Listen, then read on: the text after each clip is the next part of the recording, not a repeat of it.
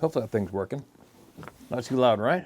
I can't swing my chair. Well, I could swing it around. Doesn't matter about me. What?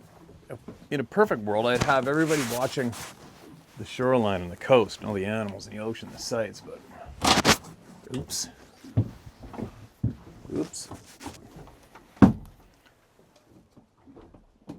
It is getting windy out there. Where we were, or where I was earlier this morning when I tried to do the live feed, there's some big waves. You got to get around, big rollers coming off the open Pacific. They have to get around to get to where I was. And then it's fairly sheltered, but if you don't stay on top of it and you stay in that sheltered bay, and then the wind starts screaming and picking up like it is, it's hell. Absolute hell to get back. And I'm sitting in this sheltered bay quite a ways inside the inlet now on an anchor. And the wind's really whipping. You can see the wind's moving the boat around. This is as sheltered as it's going to get. I guess what I'm saying is when the wind is this windy right here, it is ripping out where I was earlier this morning. But anyway, what do I got? I've got a long email. I don't recall reading this, or we'll see. This is from our friend Robert Duvall, alias, and he's been contributing for quite some time. Very, very knowledgeable, and he's done some frickin' due diligence and digging. Many people won't agree with what he has found, and that's fine. You always take from what you need or leave the rest, right? But he has found out a lot, all right? Now, see what he's got to say with this one. This is titled, Unraveling the Whole Watcher/Fallen Angel Fiasco. Hi, Steve. I'm putting this off, sort of, because doing this overview study relies on having foundational knowledge from which to get the correct perspective. People tend to reinterpret records, single words that alter the meaning and context of a single passage. I'm looking for what was originally intended to be conveyed. So if you don't really understand, for instance, the existence of upright, mostly bipedal animal hybrids, and you're trying to understand writings on this subject, you are going to come up with an interpretation that fits your perceptions of what is being said. I personally leave out as much of the spiritual interpretation of any given passage as I can, because once you introduce that aspect, the discussion goes 1,000 different ways depending on the beliefs of any one person. Just give me the developments in a historical setting and leave out what it meant. My exposure to our current situation and my fieldwork gave me the confidence to discuss these matters as a reality rather than a possibility. However one wishes to view the watchers, and however one wishes to view the angels and conflate the two or treat them separately, a few fundamentals are clear to me from the long coffee-filled studies. They fly, depicted with wings symbolically, but likely reside in craft typically. A UFO? They ordinarily just watch and report as their station or assigned position. They are not necessarily one particular race or species. Some don't even have the physical bodies ordinarily, but can take on physical form when it becomes necessary. Their presence here has been recorded by unknowing observers many, many times throughout our history, and their presence and actions have been depicted in various art forms in that history.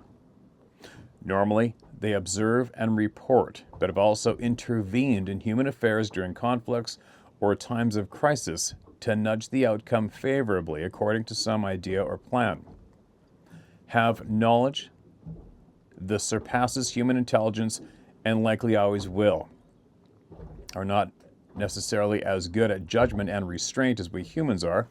History has indicated this, as have studies on their instructions before coming down to earth versus what developed. We gained considerable knowledge early on directly from them, and thus our current foray into Organized civilization was germinated and assisted by them, beginning with the onset of the agricultural revolution, within which we were given both genetically enhanced seed and tools with which to grow and cultivate, and domestic animals to raise for food.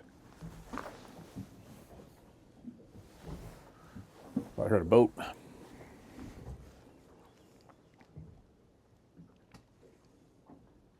Precursors to settle into one location and support a structural population with skilled workers, providing goods and law and governance to have order, to eventually return to oversight and continued intervention when necessary to retain a human developmental trajectory.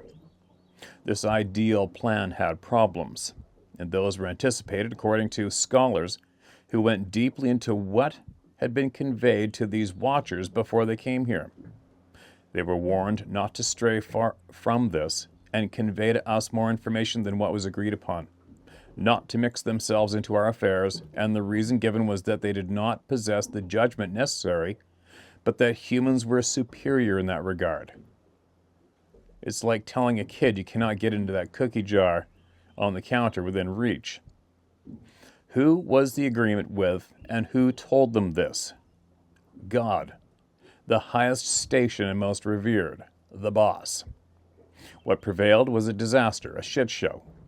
The cryptid word being bantered around, usurping the historical context of what the hybrids actually are and the existence of these in our current times, as well as the apparent continued and isolated presence of giants in the Middle East. The cradle of human civilization indicates an inconvenient, for some, connection to our past. A past that has been buried and relegated to myth, so that power and control is consolidated within the institutions that tend to share in that control endeavor. The Watchers have knowledge we can only now begin to comprehend, but it goes way beyond where we currently are. It is vast. Their abilities are absolutely unmatched by humans, and we see it in the various creations they left with us. They left us with. Anyone who thinks the giants did not have these capacities, they do to varying degrees, as the Sasquatch also have it to varying degrees. It depends on which watcher genetics were involved and to what degree that genetic base has been watered down over time. I won't be commenting on the apparent ruins that are extremely ancient and technically concise, other than to say the Earth's histories are long and varied. We are not the first or only ones here, and we have never been alone. I was once told cryptically that there have been 8 chapters of civilization here.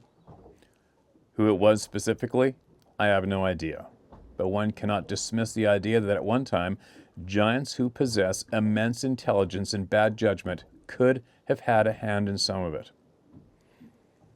I also will not go into such apparent subjects such as portals, other than to comment that the Order of the Watchers have at their disposal immensely powerful tools with which to do their jobs.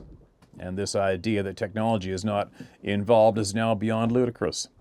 I do not pretend to provide expertise on this, other than to say that if Watchers are here, and travel from here to the various levels of heaven, technology is absolutely involved. A UFO is a form of highly advanced technology.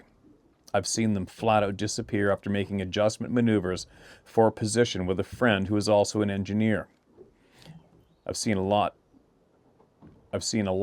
both in that area of research and with regard to Sasquatch and other hybrids.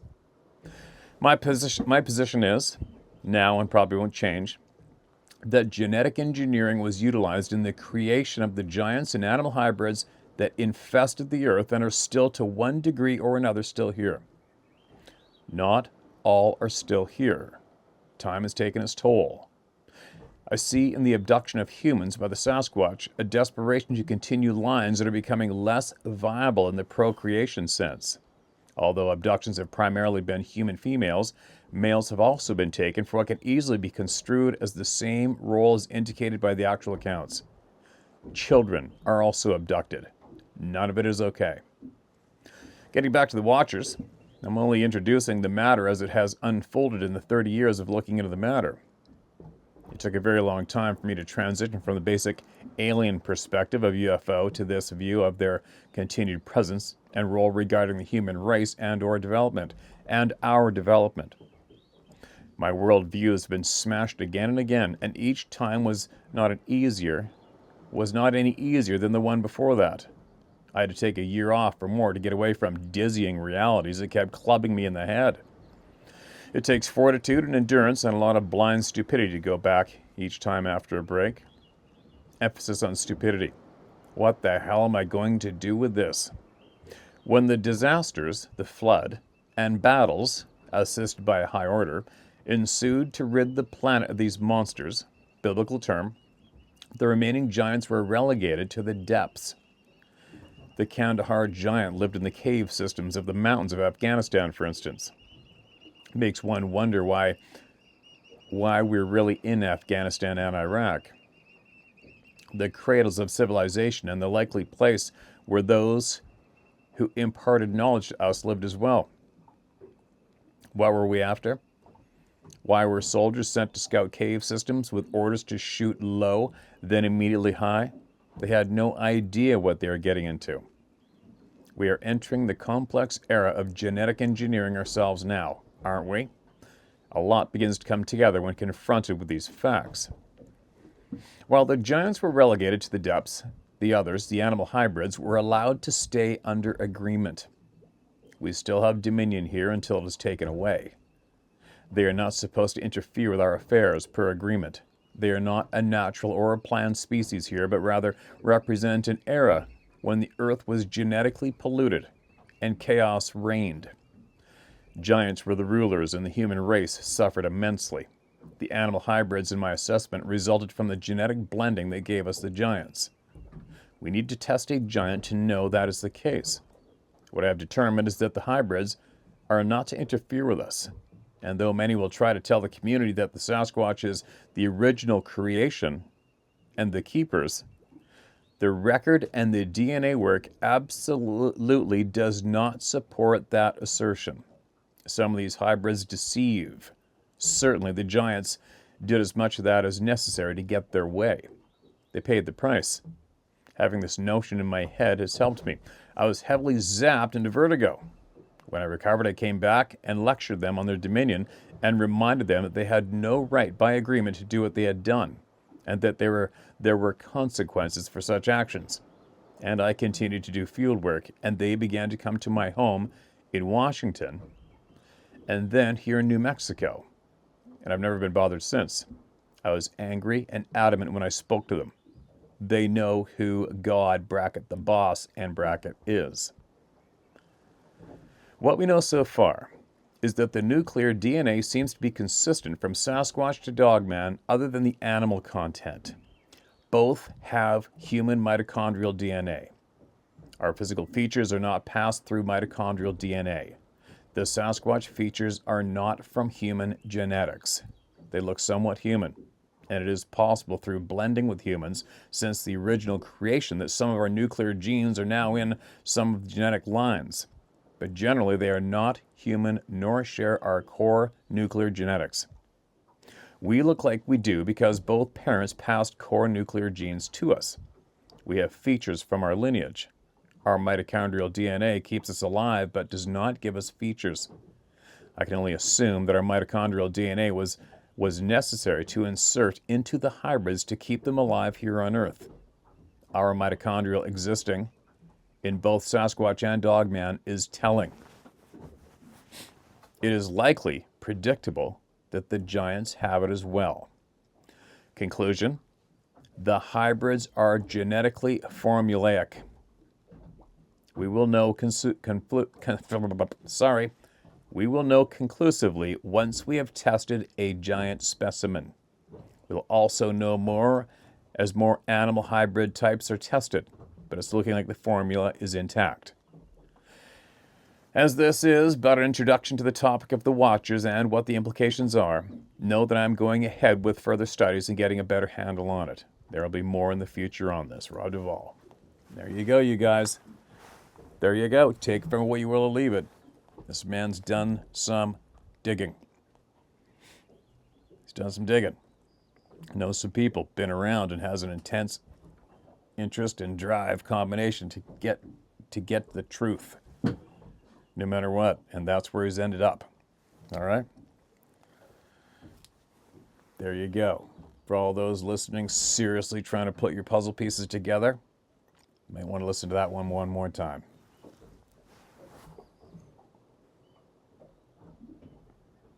Who's next? Who's next? We got the wheels turning, you guys? Oh man, I gotta go way down here, I think. Hold on a minute.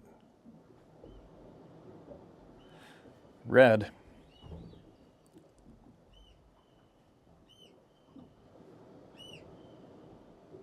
All right. Oops, sorry. That's been red.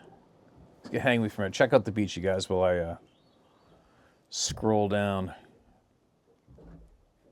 to find where I left off with unreds. Man, I gotta go way down here. What's going on? Way down. There's so many in here. All right, this might sound familiar. It sounds familiar to me, but who knows? It's not marked as red, so I'm going in. 3 generations of experiences with Bigfoot in Ohio. Hope I haven't read this. We're going to find out.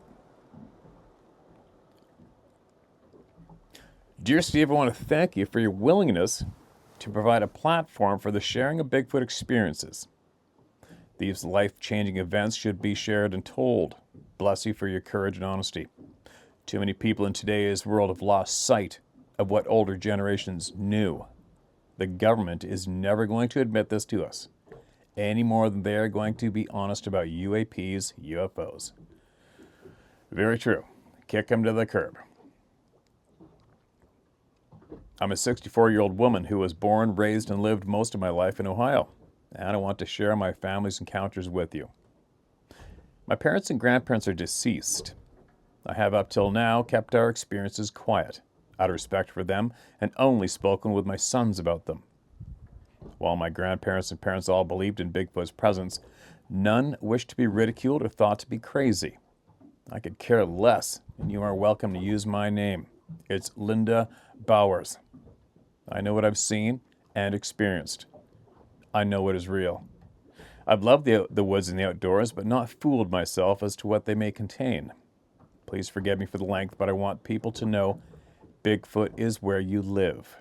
You don't have to go looking for them. You don't have to go to the mountains and remote areas. They are among us, doing quite well in rural Ohio. I grew up just 12 miles from Shawnee, where Dave got the story about the female hunter who saw a predator-type being which was see-through and shimmering.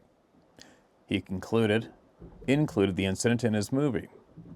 He's been wonderful with the work he's done. Our national parks are hiding a secret that we should all know before we go into them. Our woods are filled with phenomena we don't comprehend. There are many sightings of cryptids in Ohio, and in Allen County in particular. It is bountiful farmland in that part of Ohio and flat. You can see for miles across wheat, soybean, and corn fields. And there are a lot of dairy and hog farms, and farms that do hundreds of acres of grain farming. Large wooded areas dot the landscape, with many being virgin to this day. Deer everywhere, and coyotes are plentiful. The Ohio grassman, Bigfoot, Sasquatch, or the boogeyman, whatever name you prefer, is alive and well too. You might think, what would Bigfoot be doing there? He has a bounty of food available, and he's been there hundreds of years, thriving. The times have changed greatly since my grandpa was born in 1898. He spent much time in the woods hunting and trapping. He was a raw fur dealer in our area. For those who don't know what that is, he would purchase the fox, raccoons, and muskrat, etc., that the hunters shot or trapped. Then he would skin them, tan, mount the pelts. He got to hear all the tales of the hunters for miles around. He was truly a skilled and experienced man in an art form and lifestyle that many have forgotten in today's society. I spent many nights watching him work and listening to his hunting tales. As the ornate coal-burning base burner warmed the fur shed, My grandpa's home when I was growing up was just across the road from a canal. Our village had been an old canal town with 3 locks. The Miami-Erie Canal was dug to get supplies through the Black Swamp area of Ohio, up to Fort Toledo, by creating a waterway from Cincinnati and the Ohio River.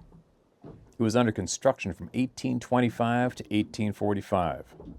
The canal ran through the village of Spencerville, and the village was born as a supply stop.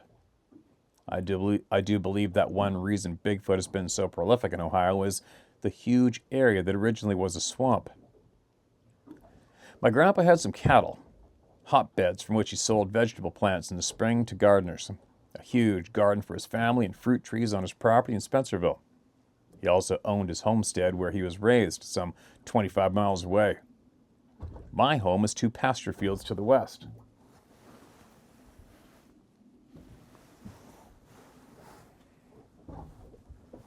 Sorry. He had a large garden, fruit bushes, and some grain fields that another farmer rented. Our home was at the end of a residential street and within the city limits. The next farm over was a dairy farm with chickens and grain fields and a large woods. In terms of food for Bigfoot, those 3 places provided a smorgasbord along with the canal for seafood. My first recollection of Bigfoot was one spring when a couple of them trampled my grandpa's garden after rain and left their prints everywhere. My grandpa was furious and asked my dad to sit guard for the next few nights with their guns in hopes of deterring further damage. I didn't realize exactly what happened. My mom had said animals trampled the garden, and my granny had told me some people trampled it. Next, I've been out past dusk playing hide and seek. I've been running and not being able to see well, and run into a guy wire. Hold on, I get a little itchy here. There we go. My eye had been swollen and bruised, which Granny had seen the next day.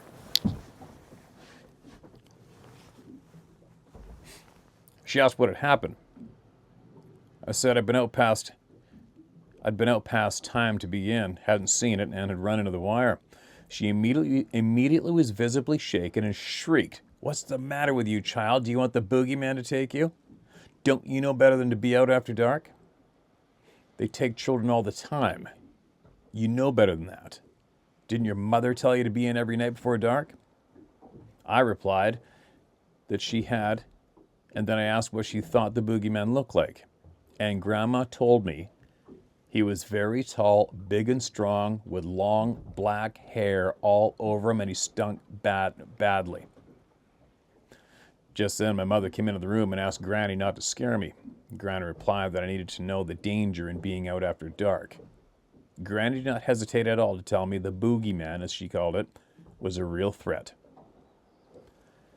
I was a light sleeper and was awakened at night regularly by an owl hooting. There was a huge dead tree in the fence row that ran behind our barn, and usually I would get out of bed and see the owl perched in the tree, and I'd watch it. One night I heard the hooting, but the owl was nowhere to be seen. It was a bright night, and to my horror, a large black person stepped out of the grown-up fence row near the dead tree and walked towards our barn. I was frightened to death. The next day I told my mother what I'd seen, and within a few weeks, my dad had cleared the fence row up and pulled the old fencing out. He also contracted the dead tree to be removed. My dad was the mayor of our town, and he would often hold council meetings. One such meeting, the dairy farmer who lived near us came to the meeting and reported that 2 of his young calves had been taken. He said he'd followed the footprints of the perpetrator. All of the council thought it highly unlikely that one person could walk out of the pasture, step over the fence, and walk off. Everyone concluded that the perpetrator had to have had at least 2 accomplices, whom the council agreed to look out for. My dad had assured the man that they would look into the incident, but told him his best bet would be to put in newer, higher fencing. When my dad relayed the meeting to my mom and me, he stated that he knew what had taken the man's calves. He also knew that no one would believe him if he told them. He said that my grandpa agreed with him that no human could carry 2 calves, one under each arm, and just step over a fence. There had to be there had been no other footprints found at the scene. Dad had gone to the neighbors to see the evidence. He surmised that no person in their right mind would go barefooted into a pasture and attempt to take calves without the mama cows going after them. He also felt that if it were a man who'd taken the calves, that he would have to set them down while he got over the fence, and they would have run off. The tracks had just stepped over the fence, apparently while carrying the calves. My next incident was at my friend's farm. We had decided to hike out to the pond. We walked through the barnyard and by the paddock where the horse was dozing. She admonished her dog to stay, and we headed out. We took an old cow path, past several fields, and got to an old cattle pasture no longer in use. We had to hike through it to get to the pond. The grass was probably 2 to 3 feet high, and the trees were thick and hundreds of years old. It was a beautiful area, and the mature trees provided shade and cover. We started through, and for no reason I could identify, felt dread. We were approximately halfway through the pasture when my friend told me to stop throwing stones at her. She said they hurt. I said I hadn't thrown anything. It seemed odd, but we weren't talking as close together at that point. I heard some stones hitting near me, and then a stone came down just in front of me. I told her we needed to get out of the pasture and run for home. My friend yelled out that we were leaving, and we were going to tell her father and brother. She yelled, "They will come with their guns and the dog. You'd better leave right now." I don't know what she thought was throwing the stones, but I know what I thought. We left as quickly as possible in the tall grass, and upon reaching the farm, we noticed that the horse, who'd been dozing when we left, was trotting around, snorting and shaking her head. When she would stop, she'd dig at the earth with her hoof and throw her head up and down. The dog was acting very upset, and he was barking and running around the barnyard. Next, a girlfriend and I were sleeping out in our yard, which is over 3 acres and a canvas tent. I believe that I was 12 or 13. It was midsummer. We'd been talking away when we heard something hit the metal trash cans that were kept by the barn. My friend was frightened and asked what had made the noise, and I said, "Probably raccoon." Then I began to smell a skunk-like smell and assumed it was a skunk. My girlfriend said she wanted to make a run for the house. She was frightened of the critters. I said, "No, we don't want to get sprayed by a skunk." I no sooner said that, and I heard the lid being removed from one of the cans and dropped. I began to be fearful and said, "Skunks can't take the lids off cans." My friend said, "Shut up, it's not skunks. Whoever it is, they are using language. Who would be in your garbage and talking?" I replied that there were migrant workers now on some of the farms, but they were some distance away, and it didn't make sense for them to come and steal food from the garbage. "That's not Spanish. I know Spanish," my girlfriend had said. We listened intently, and the odor grew worse all the while. For lack of a better description, I can only say it sounded as if the two of them were speaking samurai chatter. They were having a conversation while digging through the garbage, and would soon be done, that much I knew. Once again, my friend wanted to run for the house. I told her no, they would see and hear us and perhaps catch us. I knew we could not run a Bigfoot, though I didn't tell her that I suspected that's where they were. I told her we needed to be absolutely quiet and pretend we were sleeping. Perhaps they would not bother us if they thought we didn't know they were there.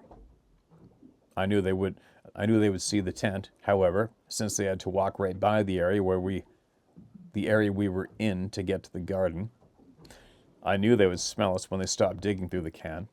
She wanted to know what we should do if they try to get into the tent. I told her to scream at the top of her lungs if they opened the flap. If they only touched or pushed on it, to pretend to be asleep. The moment came when we heard the garbage can lid replaced. I was so scared. It truly felt like we might not survive. I shut my eyes and tried to breathe quietly. I remember feeling the ground move as they passed. They didn't stop and walked on towards the garden. We were too scared to move or peek out, and I know they knew we were in the tent. It would have been impossible for them not to smell us. I'm certain they knew we were scared, and so were my dogs. The dogs didn't make a peep or come out of their houses. Crazy. Crazy. The last occurrence that I was made aware of happened 24 years later when I was 37 years old. And I in no way feel that they hadn't been coming. There just hadn't been talk about them. I was visiting my mom and dad with my sons, who were 14 and 4 years old, and my 4-year-old had wanted a pear from Grandpa's tree when we got there. I told him he could have one. It was early fall. I asked his older brother to take him out and lift him up to get one off the tree. They came back just a few minutes later. My younger son was disgusted, and he said he didn't get one. I asked my older son why he hadn't been able to get one. I thought perhaps my younger son had acted up and my older son had then refused to lift him. But there aren't any. Anywhere, he replied. What do you mean? I wanted to know. Usually they were all over the ground, and the tree would be heavy with fruit. All the currant and gooseberry bushes are gone, too. My oldest son had informed me. I was shocked. I went inside and asked my mom why my dad had pulled the fruit bushes and where all the pears had gone. She was suffering from Parkinson's at the time and sometimes said things that didn't make sense. She said, "Your dad was furious that those beings with the big feet had picked all the berries and taken all the pears. He said he wasn't feeding them anymore and ripped all the bushes out." I asked her what things with big feet. She said to ask him when he came home. Once Dad and I were alone and walking through the yard, I asked him. He said it had rained and the soil had been damp. He said there were footprints in the garden everywhere. I asked if he meant shoe prints. He said no. They were bare feet, and when I put my foot in them, it looked small. He told me that in one night they had picked the bushes clean of currants and gooseberries. One night. He said they'd also taken all the pears on the ground and picked the tree completely as well. I asked if he'd been having fruit taken each year, and he replied he had. He said that it usually wasn't this bad. He told me that at his age, which was his late 60s, and with Mom's illness, he didn't feel safe anymore growing food that enticed them. He said, I don't want them here. I know it's Bigfoot and it scares me now. I'm chopping the pear tree down next week. Wow. I don't know the people who reside in those places any longer, Steve. However, I am certain that Bigfoot, or the boogeyman, as Granny used to call him, still makes his way through the dairy farm and the gardens along the way to the canal, where he fishes. Keep up the good fight and spread the word. My deep appreciation to you, Linda Bowers. Linda, the deep appreciation is swung right around and back at you big time. Thank you so much for sharing those family stories and all the time it took you to donate to all the people here through me to share it. Thank you so much. Ohio, is it the Ohio Grassman too, wasn't it, you guys? The Ohio Grassman, I think. And there you go. More club members. More patterns. Pears. That stands out too. There's been more than a few times people have reported their pear trees gone picked clean. Apples too, but pears really stands out in my head. Not that I give a shit what they prefer to eat at this stage of the game. Okay, what's this one? One more.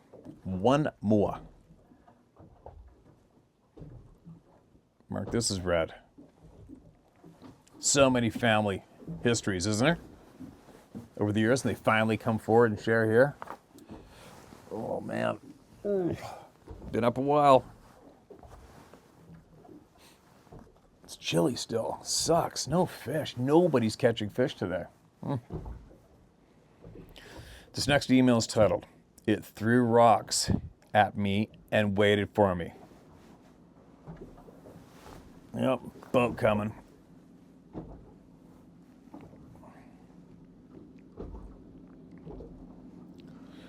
Wait for the boat to rip by, then I'll continue on.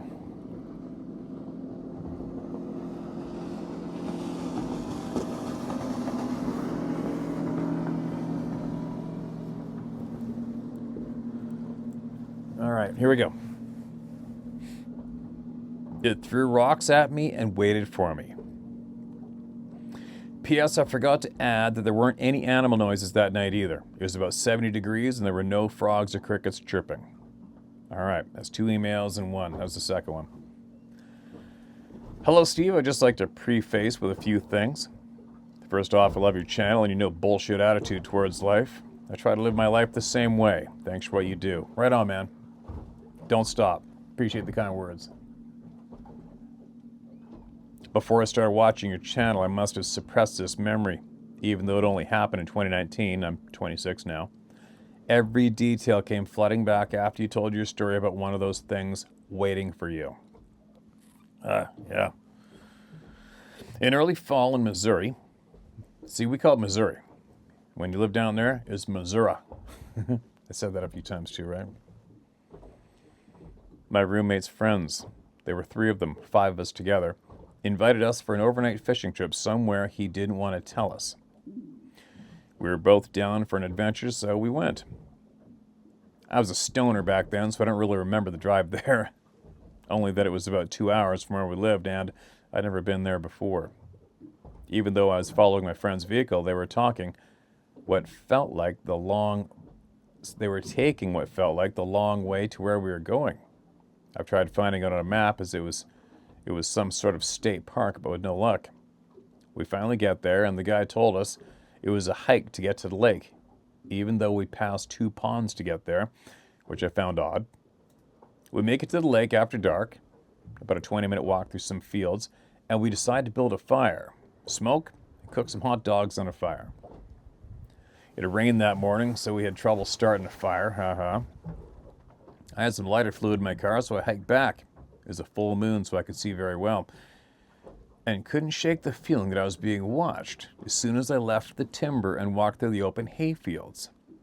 Kind of spooked, I walked faster to the car. I hunt and fish myself often, and I get that feeling all the time, so I shrugged it off. No fear or dread. I grab what I need from the car and I walk back, but as soon as I get about halfway there, something was throwing rocks at me. I rationalized it was walnuts falling from a tree as it was breezy and I was near an island of trees in a field. I stopped to catch my breath right around that island, and I heard a large twig snap, and then something else thrown at my feet. And that's when I picked up a rock. And that's when I got the most intense feeling of dread and panic I've ever had my entire life. It was like I was having a panic attack times 10. I started running towards the timber where my friends were, and I could hear it following me through the trees. I almost shit myself.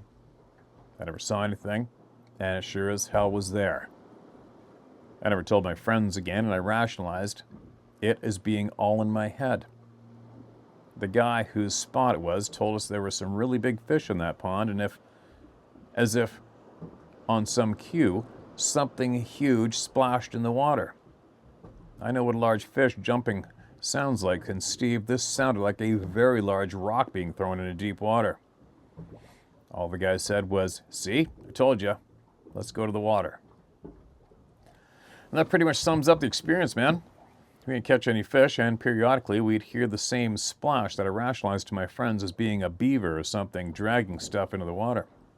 The only other thing that happened is the guy who brought us heard something was behind us when we were fishing on the dike, and I could hear it run away when he got to the trees with his flashlight. I guess that could have been anything. Steve, the worst part was we weren't in a rocky area, It was mostly hay fields as far as timber, so I think I had to go find rocks to throw in the water since it was so spread apart. I'm a believer now. I still hunt and fish, but I try to avoid being by myself now. I don't ever want to see one, and I never want to feel hunted again. Thanks for your time. Keep up the good work. It's turkey season here in about a week, and I'm stoked. Feel free to share my story if you'd like, Jacob. Shared, my man. Shared, my friend Jacob. I appreciate that. Somewhere, somebody's shaking their head in agreement with what you experience as being their experience too. Guaranteed. And there you go, you guys. Oh, What should I do now? I should probably go home. But shit. Then it's an absolute fail if I quit. No fish today for anybody. The water's cloudy. Video sucked. Oh, and side note, for the live stream fishing by the day, you have to get a specific Starlink dish sealed, protected from salt water, and it's $250 a frickin' month to put it on a boat or whatever, and it will work 100% as you spin around and do everything. I don't know if I want to do that bad enough to do that. I don't know. Or should I just try to do the Starlink when I'm on the anchor, jigging in that spot? I don't know. Decisions, right? Although it does excite me, and I think it's a lot of fun to be able to take people on adventure and show them what's up in the middle of nowhere when it's going down. That is freaking awesome. So I got some thinking to do about that one. That's a lot of money. $250 a month. Come on. But we'll see. Anyway. Oh yeah, Sarah has launched a great big sale on her store. I think she sent out a whole bunch of emails. I think I posted about it. And the discount code is HUNT20. HUNT20. The discount code. I'll put the link to her store in the description below. And you can hit that if you're interested. It's all her. It's all her. So if you want to support Sarah, please go visit her howtohuntstore.com and take advantage of that big sale she's put on. And she's going to be coming out with some new goodies here. Something that'll be very interesting. I'm not going to do the spoiler alert thing. But something very, very interesting is coming from her in that department and her store. What else? I think that's about it.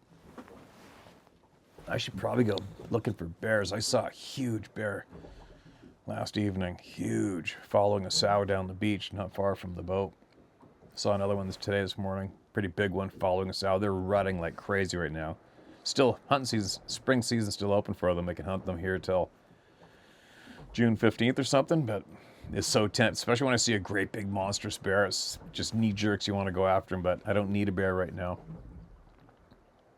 Maybe next spring. We'll see. But that's about it, I think. Probably had a bunch of other shit I want to talk about, but this should suffice for now. Oh, there's an otter coming down the beach over there. I'm not going to have enough time to get him on video. Damn it. A little otter. He just came out of the forest, crossed down the beach into the rocks, and I guess he's jumping in. I guess they must put their pups in the timber, I'm guessing, right? Obviously, you can't give birth underwater. So he must have a nest up in that timber. That'd be cool to see that, wouldn't it? Who knows what you guys saw on the beach behind me? You never know. Something or nothing. I guess I'll find out later on. But share my story at howtohunt.com. Just get it out. Me, hear this channel somewhere else. I don't give a shit. Just get it off your chest and get it out in the open. All right? Believe me, it's painless. Do it. There's way, way, way too many people know the truth now, right? It's not fiction. It's not phenomenon. It's not hearsay. It's fact. It's our truth. It's our reality. It's been successfully hidden from us for how long? Intentionally from the so-called education system. Fuck. Yeah. There you go. Email me. And I will be back. Should be back tomorrow. I don't think I'm going to try the live again until I make a decision. Unless the weather's conducive, like it's dead flat calm, sunny out. And I could sit on the anchor and jig in one position so it doesn't throw off the connection. I don't know, we'll see. We'll see. I really want to take everybody fishing all day, especially when the action's on too. It'd be fun for the anglers stuck at home, right? And you can somehow watch while you're working or whatever you're doing.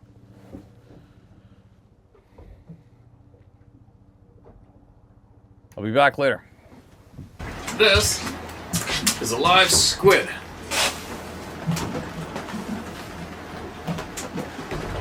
Oh, hey, he's biting me.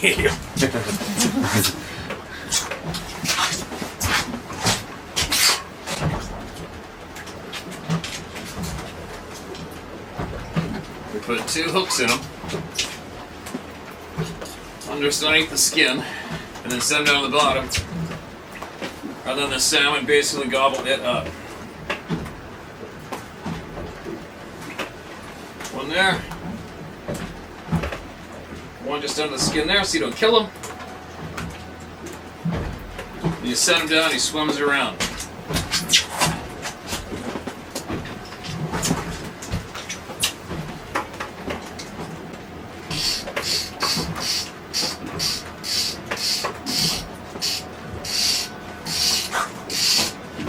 Tons of bait is stupid down there.